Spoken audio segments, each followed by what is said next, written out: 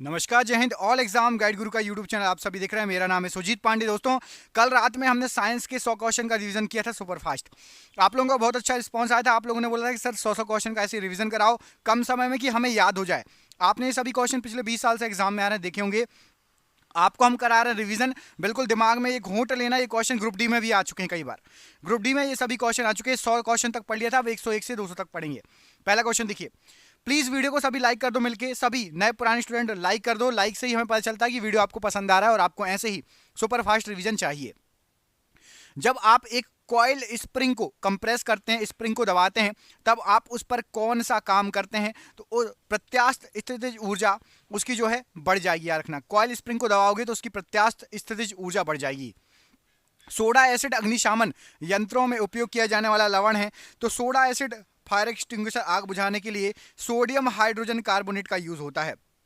बहुत tough question है, कुछ कुछ आप पहली बार देख रहे होंगे। सल्फर डाइऑक्साइड SO2 का आपेक्षिक आणविक द्रव्यमान कितना होता है? Molecular mass. तो मॉलिक्यूलर मास या आणविक द्रव्यमान 64 U है। किसका? SO2 का, सल्फर डाइऑक्साइड का। एक टकराव में डैश हमेशा की बचत की जाती है। तो एक टकराव में संवेग की बचत की जाती है। संवेग की। समान रासायनिक गुण वाले दो तत्वों के लिए निम्नलिखित में से कौन सा कथन सही है? तो समान रासायनिक गुण जिनके होंगे उन तत्वों में संयोजी इलेक्ट्रॉनों की संख्या समान होगी। रासायनिक गुण समान तो संयोजी इलेक्ट्रॉनों की संख्या समान। सिंपल सा है। रेगिस्तानी पौधों की बाह्य त्वचा एपिडर्मिस में डैश की एक मोटी मोम की परत होती है। तो क्यूटिन की मोम की परत होती है। रेगिस्तानी पौधों में मोम की जैसी परत होती है। डबल रोटी और बियर को बनाने के लिए प्रयुक्त यीस्ट कौन सा होता है? तो फंगस का यूज होता है। डबल रोटी और बियर को बनाने में यीस्ट का प्रयोग किया जाता है।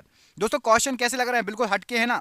ये सभी क्वेश्चन ग्रुप डी में आपके आ चुके हैं और इनकी पीडीएफ भी तैयार की है। एमसीक्यू के फॉर्मेट में ऑब्जेक्टिव टाइप में 10,000 क्वेश्चन रहेंगे। जिसको पीडीएफ चाहिए जीके के 10,000 क्वेश्चन की जो 30 साल से आ रहे हैं, आप नीचे दिए गए नंबर पर कॉन्टैक्ट कर सकते हैं। वहां से आपको पीडीएफ मिल जाएगी।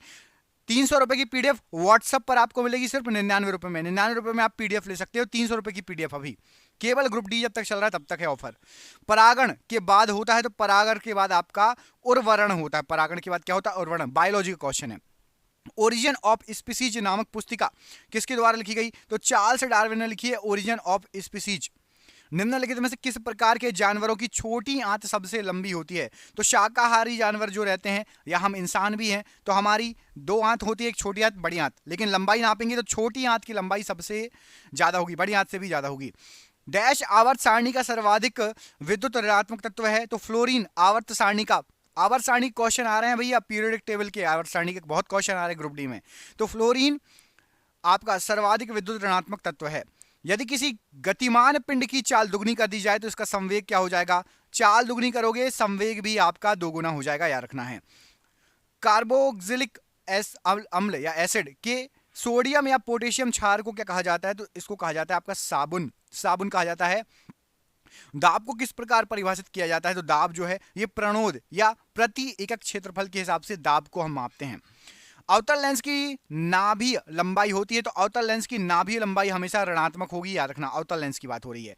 डैश एक संयोजी ऊतक है, तो रक्त आपका, यहां रक्त गलत लिखा, रक्त कर लेना। रक्त एक संयोजी ऊतक है। दंतवल्क डैश से बना होता है, जो एसिड के नष्ट हो जाने पर दांतों के क्षय के कारण बनता है।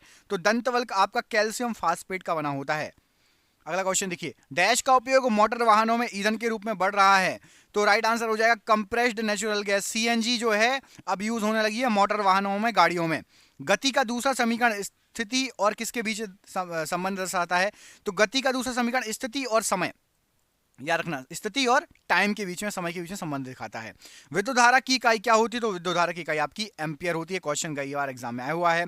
धनात्मक त्वरण का अर्थ क्या होता है? तो वस्तु का वेग बढ़ जाना। धनात्मक त्वरण है मतलब वस्तु का जो वेग है वो बढ़ गया है। निम्न में से कौन एक परमाणुक है? तो ऑर्गन जो है एक परमाणुक है। शुक्राणु अस्थायी रूप से डैश में रखे जाते हैं, तो अधिवृषण में रखे जाते हैं शुक्राणु अस्थायी रूप से। पौधों में साइटोकाइनिन डैश होता है, तो पौधों में साइटोकाइनिन ये कोशिका विभाजन में सहायक होता है। धातु अपनी वास्तविक स्थिति में डैश विद्यमान होती है, तो धातु अपनी वास्तविक स्थिति में मुक्त स्थिति में रहती है, मुक्त स्थिति में विद्यमान रहती है। निम्नलिखित में से कौन सी एक क्षारीय पार्थिव धातु नहीं है? तो सोडियम ये एक क्षारीय पार्थिव धातु की श्रेणी में नहीं आता है। केरोसिन में निम्नलिखित में से कौन सी धातु संग्रहित है? तो केरोसिन में संग्रहित होती है तो हम सोडियम को मिट्टी के तेल में रखते हैं, मिट्टी के तेल में रखा जाता है सोडियम को। निम्नलिखित में से कौन चूर्ण प्रवार या मोलस्का संघ से संबंधित नहीं है? तो एंटीडोन ये मोलस्का संघ से संबंधित नहीं है। डैश के प्रजनन संबंधी भाग फूल में स्थित होते हैं, तो एंजियोस्पर्म के प्रजनन संबंधी भाग ये फूल में स्थित होते हैं। क्षार का गुण नहीं है तो ये पानी में हाइड्रोजन आयन उत्पन्न करते हैं, ये क्षार का गुण नहीं है, क्षार पानी में हाइड्रोजन आयन उत्पन्न नहीं करते हैं। यदि हम पेड़ की शाखा को तेजी से हिलाएं तो कुछ पत्तियां पेड़ से अलग हो जाती हैं, क्यों? तो जड़त्व का नियम यहां पर काम करता है, इस कारण जो है पत्तियां कुछ पेड़ से अलग हो जाती हैं। निम्नलिखित में से कौन सी मात्रा चाल के साथ इसकी गति निर्दिष्ट करती है? तो वेग की मात्रा चाल के साथ इसकी गति निर्दिष्ट करेगी। जब बल विस्थापन होता है डैश होता है तो बल द्वारा किए गए कार्य को ऋणात्मक माना जाता है। तो जब भी बल विस्थापन बल की दिशा के विपरीत हो, जो बल का विस्थापन होता है बल की दिशा के विपरीत होगा तो ये आपका ऋणात्मक माना जाएगा। निम्नलिखित में से किस नियम के अनुसार दिए गए रासायनिक पदार्थ में हमेशा वही समान तत्व होते हैं जो वजन से एक निश्चित अनुपात में संयुक्त होते हैं? तो स्थिर अनुपात का नियम धातु होता है। इसके अनुसार क्या होता है कि रासायनिक पदार्थ में हमेशा वही समान तत्व होंगे जो वजन में भी एक निश्चित अनुपात में संयुक्त होते हैं। आघात वर्धनीय और कोमल होती हैं कौन? तो धातु के परमाणु की परतें, धातु के परमाणु आघात वर्धनीय और कोमल होती हैं और इसको जो है पीट पीट का चादर भी बनाया जा सकता है, परतें एक दूसरे पर फिसल सकती हैं, याद रखिएगा। निम्नलिखित में से किसका घनत्व जल के घनत्व से कम होगा? तो कॉर्क का घनत्व जल के घनत्व से कम होगा। उस निष्क्रिय गैस का नाम क्या है जिसे आधुनिक आवर्त सारणी में पहले आवर्त में रखा गया है? तो हीलियम को आधुनिक आवर्त सारणी में पहले आवर्त में रखा गया है। रक्त और हड्डियां डैश के उदाहरण है, तो रक्त और हड्डियां ये दोनों आपके संयोजी ऊतक का उदाहरण होती हैं। अगला क्वेश्चन देखिए, डैश को क्विक लाइम भी कहा जाता है, तो कैल्शियम ऑक्साइड को स्टार लगा लो, बहुत ज्यादा इंपॉर्टेंट क्वेश्चन है। कैल्शियम ऑक्साइड को क्विक लाइम भी कहा जाता है। डैश में असमान अनुत्ताज कोशिकाओं का उत्पादन होता है, तो मुकुलन या बडिंग विधि जो होती है इसमें असमान कोशिकाओं का उत्पादन होता है। जब कोई वस्तु एक समान वृत्तीय गति से घूम रही हो, घूर्णन कर रही हो, तो प्रत्येक बिंदु पर इसका क्या बदल जाएगा? तो प्रत्येक बिंदु पर यदि वृत्तीय गोल गोल घूम रही हो तो वेग बदल जाएगा। मानवों में वक्काणुओं का कार्य निम्न में से क्या होता है? तो वक्काणुओं का कार्य होता है आपका उत्सर्जन। किसी चालक का प्रतिरोध R किस पर निर्भर करता है? तो प्रत्यक्ष रूप से इसके अनुप्रस्थ काट के क्षेत्रफल पर निर्भर करेगा, मतलब कितना मोटा है कितना पतला है तार, चालक मतलब तार ले लो, तो उसका प्रतिरोध उस पर भी निर्भर करता है प्रत्यक्ष रूप से। शरीर की सबसे लंबी कोशिका कौन सी है? तो तंत्रिका तंत्र शरीर की सबसे लंबी कोशिका है। तंत्रिका तंत्र की रचनात्मक तथा क्रियात्मक इकाई क्या है? तो न्यूरॉन तंत्रिका तंत्र की क्रियात्मक रचनात्मक इकाई है। कोशिका शब्द का निर्माण किसने किया? तो रॉबर्ट हुक के द्वारा कोशिका शब्द का निर्माण किया गया। कोशिका का आनुवांशिक पदार्थ क्या है? तो DNA ये कोशिका का आनुवांशिक पदार्थ है। कोशिका का अध्ययन क्या कहलाता है? तो साइटोलॉजी कोशिका का अध्ययन कहलाता है। कोशिका के भीतर श्वसन का केंद्र क्या होता है? तो माइटोकॉन्ड्रिया श्वसन का केंद्र होता है कोशिका के भीतर। समसूत्री विभाजन किसमें होता है? तो कायिक कोशिकाओं के अंदर समसूत्री विभाजन होता है। अर्धसूत्री विभाजन होता है तो लिंगी जनन करने वाली कोशिकाओं में अर्धसूत्री विभाजन होगा। स्तंभकंद, धनकंद, शकलकंद तथा प्रकंद किस किस के उदाहरण हैं? तो मूलतः ये आलू, केसर, प्याज और हल्दी अदरक ये सभी उदाहरण हैं आपके। अमरूद, अंगूर, शरीफा तथा टमाटर में खाने योग्य भाग कौन सा होता है? तो हम फल भित्ति खाते हैं अंगूर, अमरूद, शरीफा और टमाटर में। आम, पपीता तथा बेर में खाने योग्य भाग कौन सा है? तो मध्य फल भित्ति खाते हैं आम, पपीता और बेर में।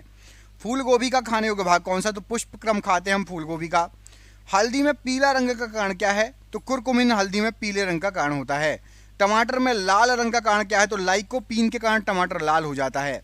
अदरक तथा आलू के खाने योग्य भाग कौन सा है? तो तना, अदरक और आलू के खाने योग्य भाग है। दूध में पाई जाने वाली शर्करा कौन सी है? तो लैक्टोज ये दूध में पाई जाने वाली शर्करा है। सबसे लंबा कृमि या वर्म है? तो टेप वर्म सबसे लंबा कृमि या वर्म कहलाता है।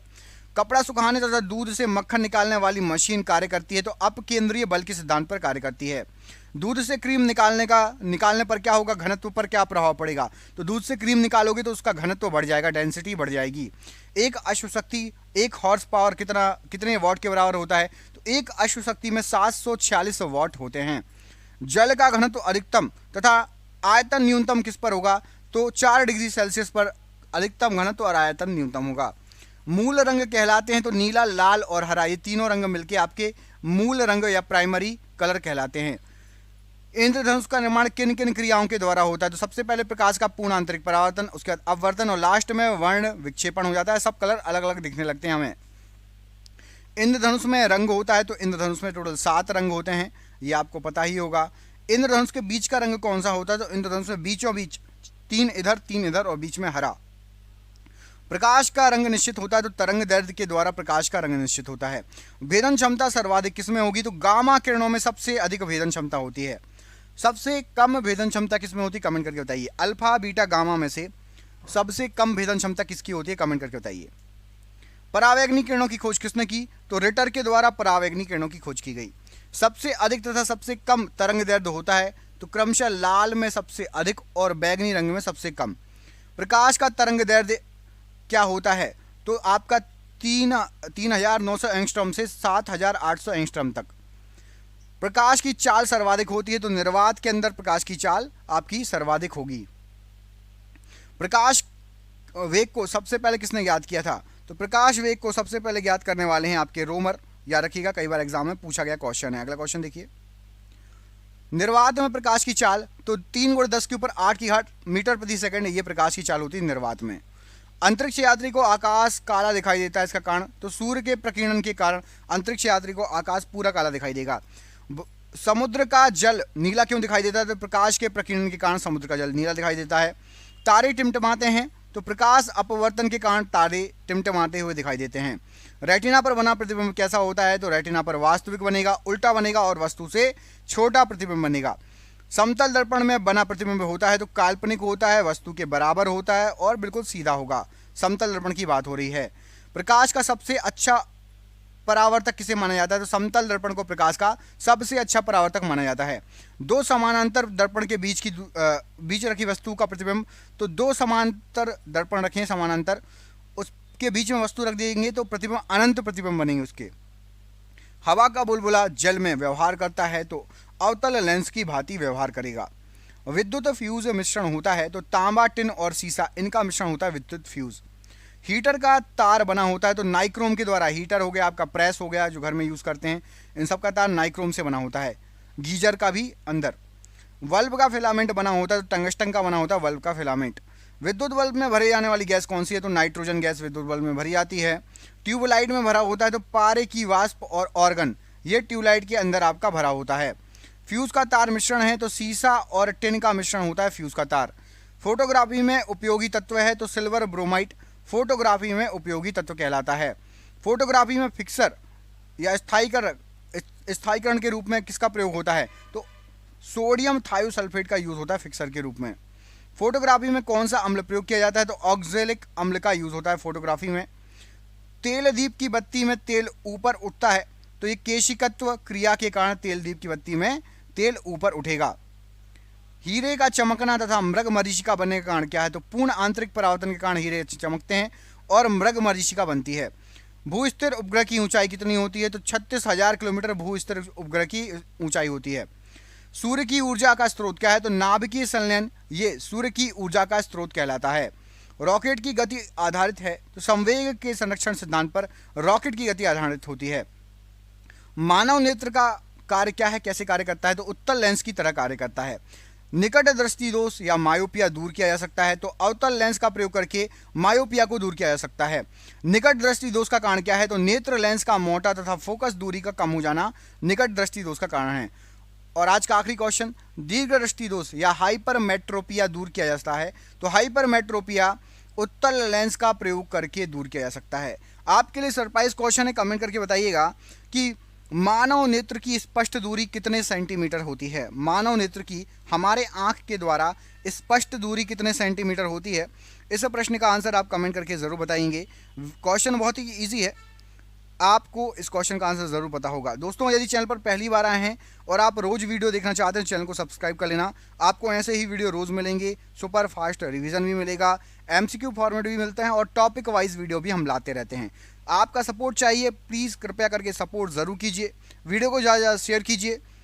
चैनल पर पहली बार आए हैं तो चैनल को सब्सक्राइब कर लेना। हम मिलेंगे आपसे अगले वीडियो में। बहुत बहुत धन्यवाद दोस्तों, आपका दिन शुभ हो। बहुत बहुत धन्यवाद।